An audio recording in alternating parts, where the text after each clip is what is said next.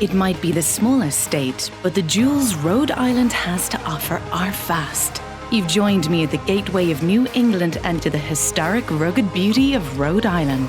Let's drift along the coastlines and rivers and dive into the cultural treasures this historic gem has to offer.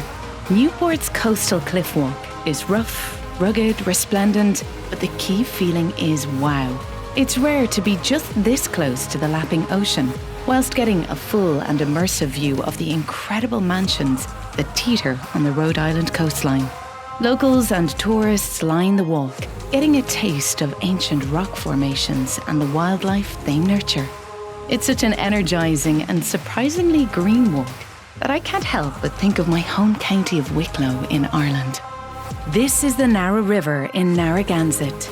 Flanked by lush grasses and wildlife, get a new view of Rhode Island's nature by kayaking the Narra River and its shallow sandbeds. Not to mention a chance to get the blood pumping. As you glide through the waters, keep your eyes peeled for frogs, blue crabs and waterfowl.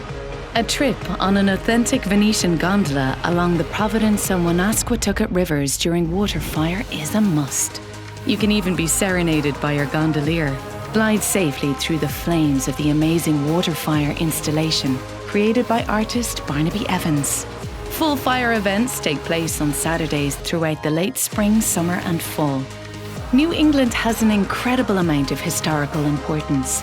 But before you get right into that, take a stop and breathe in the beauty and elegance of Rhode Island. It's not often that you get to experience so much diversity in such a small place.